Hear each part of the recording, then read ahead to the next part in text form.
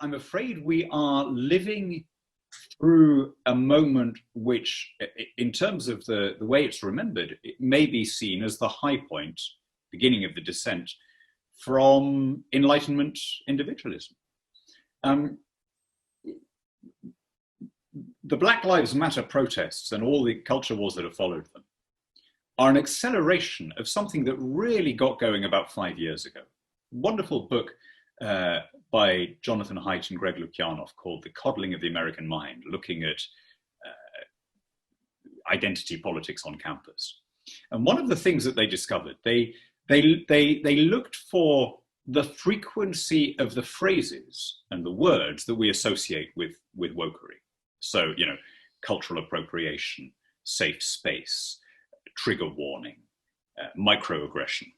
And what they found is that basically none of these phrases existed before 2015. Suddenly it took off, and it may have been sort of festering away in the fetid corners of various humanities departments in liberal North American colleges. But it took over campus from about 2015.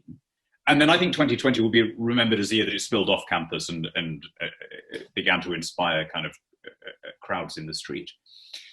And I think it's the single most worrying intellectual current that we've lived through.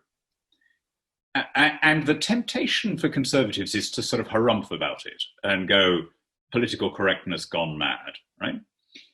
And I think that massively understates the severity of the threat. Because modern society, a liberal open society like ours, the freedoms that we've taken for granted are based on something that doesn't come naturally, which is a readiness to treat everyone as an individual, rather than to treat people as being defined by circumstances of birth or caste or status, or tradition. And with that, a readiness to accept, and this really does not come naturally, a readiness to accept that people that you don't like may still have useful things to tell you, right?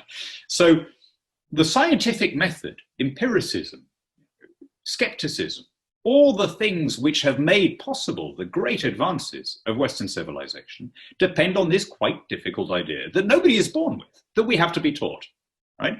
And that process of teaching is, if you like, a counter-cyclical one.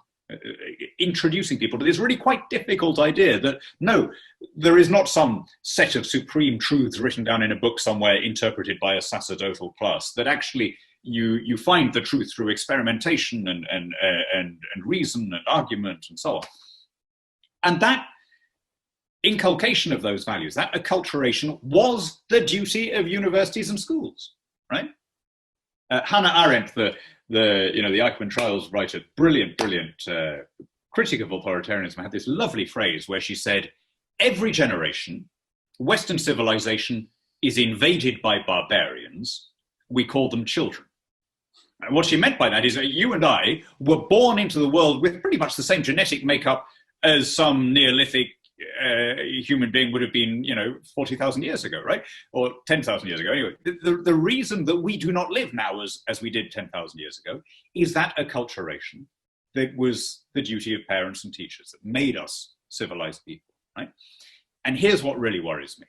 Universities, which should be the temples of the Enlightenment, there should be the places of all places that uphold this idea of experimentation, freedom of thought, freedom of inquiry, individualism. The idea that you're answerable for yourself, not for someone who looked a bit like you 1,000 years ago.